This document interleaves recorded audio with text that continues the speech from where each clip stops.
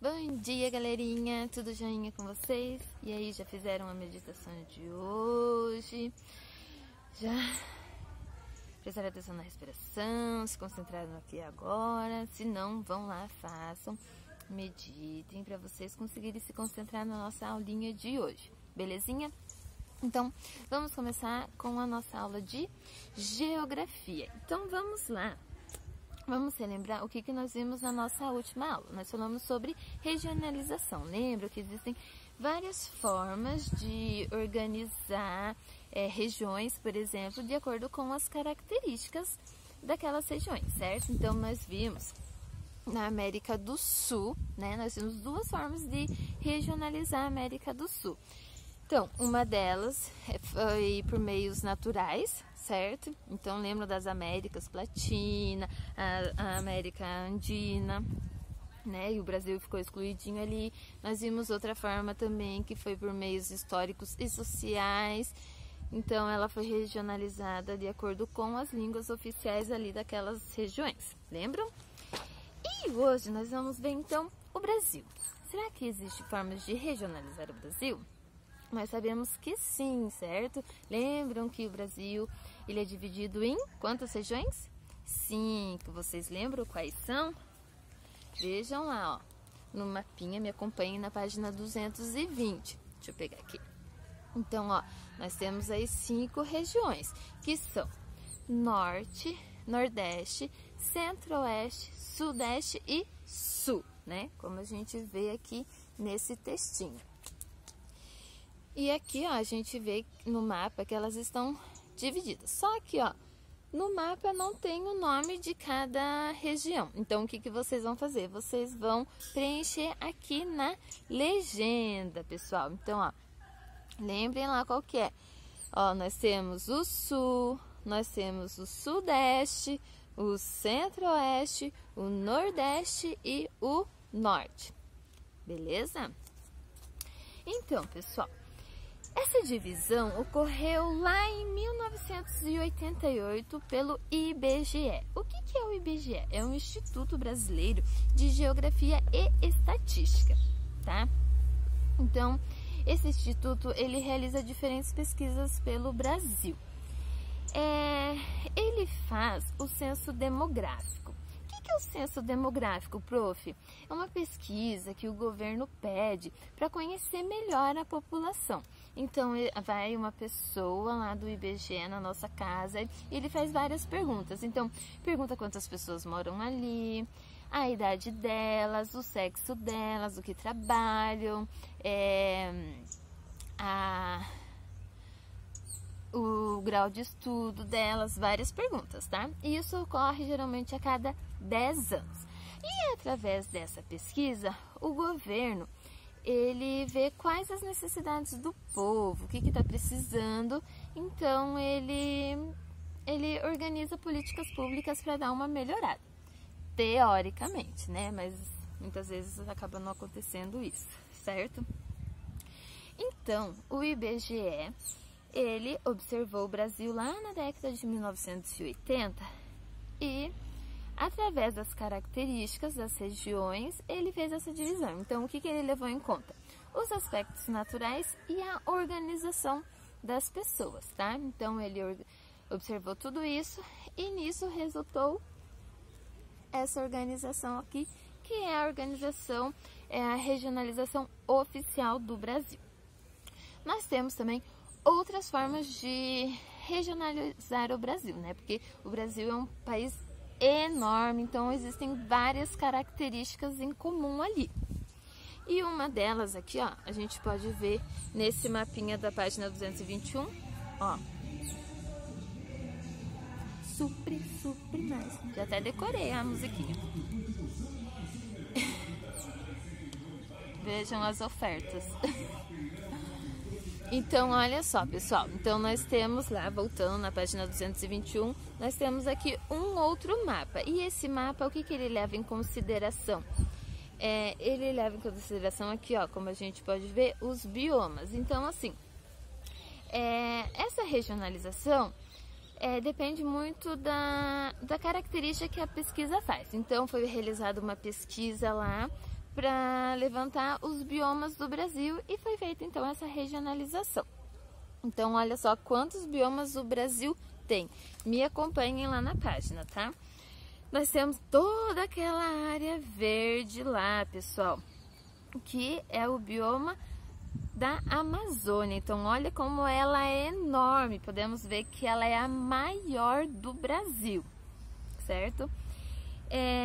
Podemos ver também que um estado ele pode ter mais de um bioma. Ó, vejam lá embaixo, lá na Pampa, temos o Rio Grande do Sul, então ele tem 2 biomas, o Rio Grande do Sul, Pampa e a Mata Atlântica, certo?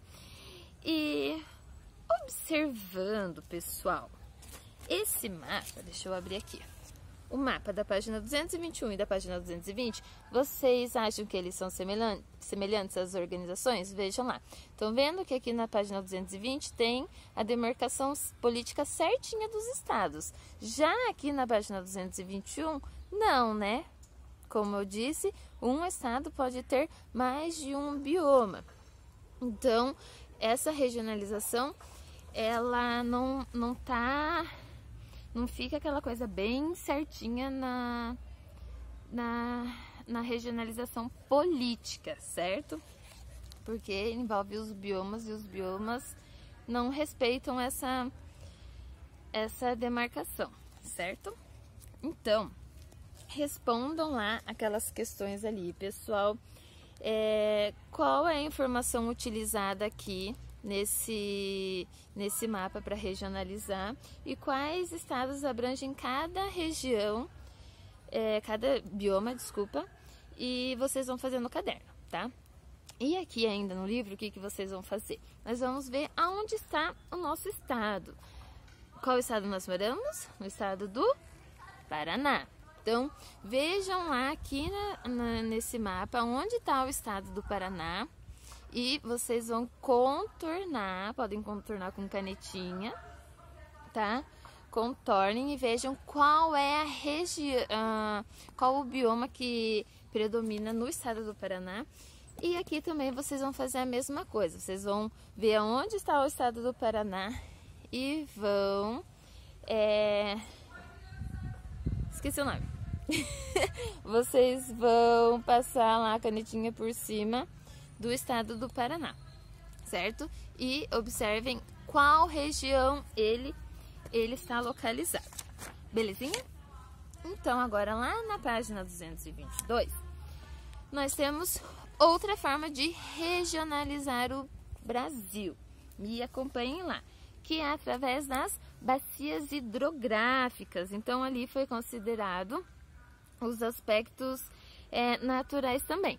Só que ali foi mais somente os rios, tá? As bacias hidrográficas, que são chamadas. Enquanto aqui no bioma, que também foi na página 221, também foi considerado os aspectos naturais, certo? Só que ali foi considerado o clima, o relevo daquelas regiões e a vegetação. Enquanto aqui foi considerado somente os rios.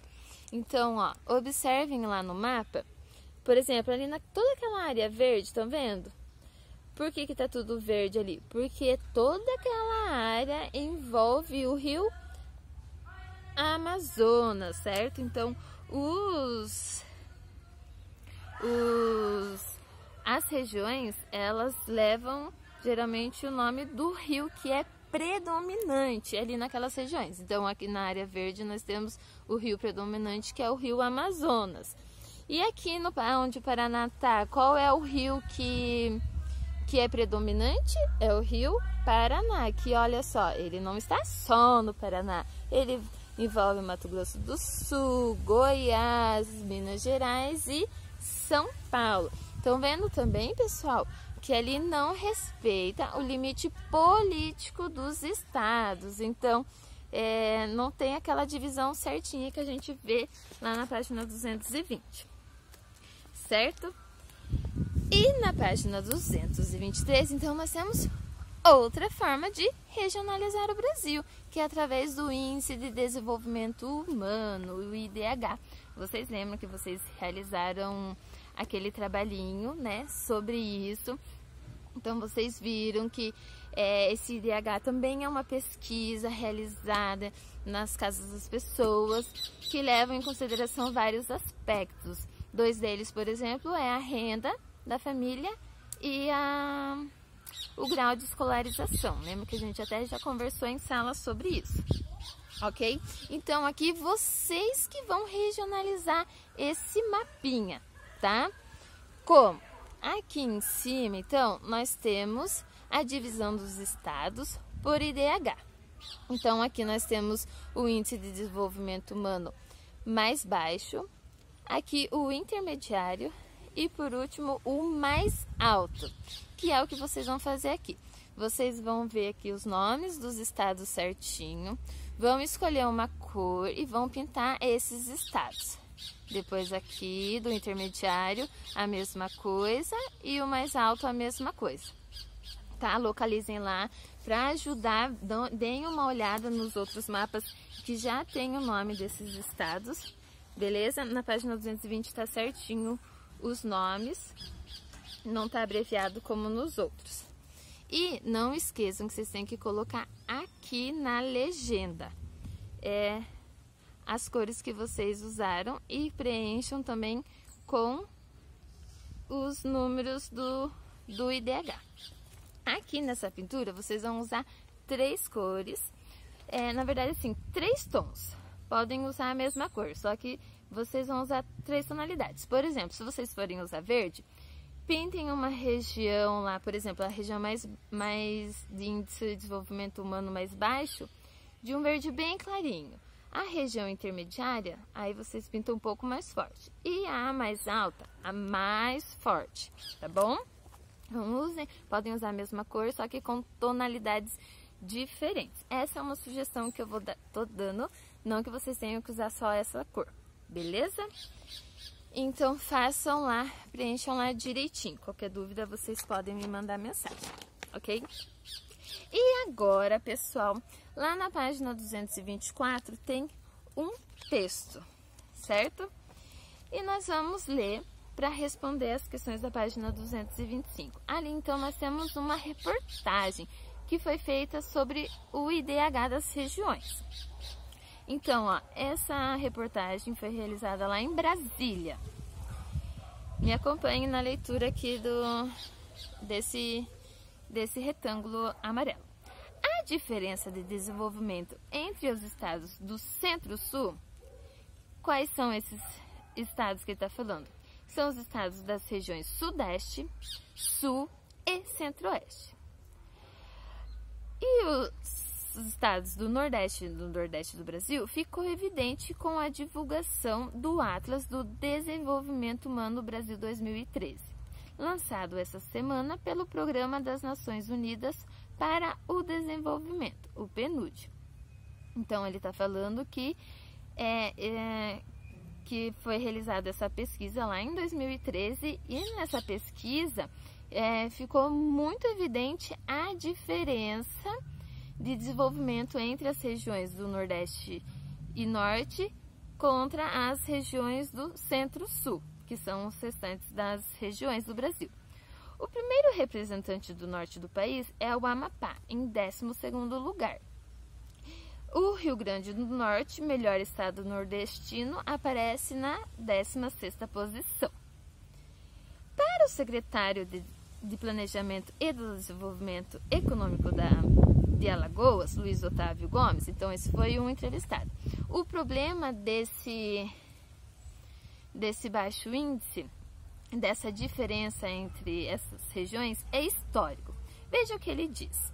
Isso ocorre ao longo do tempo. No Sul e no Sudeste, há mais desenvolvimento porque as políticas do país são mais concentradas nessas regiões, onde são as indústrias de grande porte e maior investimento do nosso país, no Sul e no Sudeste, destaca. Então, para esse Luiz Otávio Gustavo, essa diferença que ocorre entre as regiões ocorre porque As políticas estão melhor localizadas ali no Sudeste e no Sul, e as indústrias também estão localizadas ali. Ou seja, o restante das regiões, o Nordeste e o Norte, acabam sendo, vamos dizer assim, excluídos, esquecidos. Já para o professor da Universidade Federal de Alagoas, o Ranulfo Paranhos, o resultado do estudo se deve a problemas históricos de gestão. Então, o indivíduo responsável pela política pública não está tomando a decisão correta. E não só os governadores, existem as assembleias legislativas e prefeitos, pessoas que devem propor soluções para os problemas de economia, educação, emprego e renda. Então, para esse professor aqui, o segundo entrevistado, o problema está na gestão. Então, os governadores, os prefeitos, quem governa aquelas regiões ali, não está propondo as soluções para resolver os problemas. Então, lá no Nordeste e no Norte, ele está falando que quem governa ali não está fazendo o que deveria fazer, né? Que é pensar em soluções para resolver os problemas da economia, da educação, do emprego, da renda. Sobre a gestão pública das regiões Nordeste e Norte, o professor da Universidade Federal do Paraná, Agenor Sarraf, o nosso terceiro entrevistado, comenta: vai chegar ao poder muitas vezes uma pessoa que já está comprometida com seu grupo. E o governo não é para todos, é para poucos, né? Então ali ele também critica que essas pessoas que governam acabam não fazendo o seu trabalho, acabam pensando só nelas e esquece da população. Aí, pensando em tudo isso, gente, vamos responder ali as questões da página 225, tá? Então, gente, aquela reportagem que a gente acabou de ler, ela emite a opinião do autor ou ela emite a opinião de várias pessoas sobre as informações do PNUD? Lembra que ajudei vocês a interpretarem, hein? Qualquer coisa, deem uma relida lá no texto para ajudar, certo? E 2, de acordo com o texto, quais são as principais causas do diferente desenvolvimento entre os estados das regiões do Brasil? Então, vocês vão olhar lá no texto, que lá deixa bem claro quais são as causas dessa diferença e vocês vão sublinhar, ok? E na 3, vocês vão ver, vocês vão lembrar o que está escrito no texto, se os governantes lá das regiões Norte e do Nordeste, se eles têm feito um bom trabalho para resolver os problemas das regiões, tá? De forma correta, e daí vocês vão justificar a questão. A questão 4, vocês não precisam fazer, porque vocês já fizeram o trabalho sobre isso, tá certo? Então é isso, pessoal. Leiam os textos para quem não leu, tá? Lá das páginas 220 até aqui a página 224 e respondam as questões. Belezinha? Então é isso, nós vimos várias formas de regionalizar o Brasil. Então, viram que existe, como o Brasil é enorme e grande, existem várias características e algumas são em comum e dá para regionalizar. Viram que são tantas características em comum que não existe só uma forma de regionalizar, né? Resumindo, nosso país é lindo, maravilhoso, cheio de variedades. Certo, pessoal? Então é isso. Qualquer dúvida que vocês tiverem, podem me mandar mensagem, certo? Agora vão lá, vão ao banheiro, tomem um cafezinho, descansem, relaxem. Quem não fez a meditação, faça, que agora nós vamos para a nossa outra aula, que também vai ser uma delícia, para a nossa aula de arte, tá bom? Beijão e até!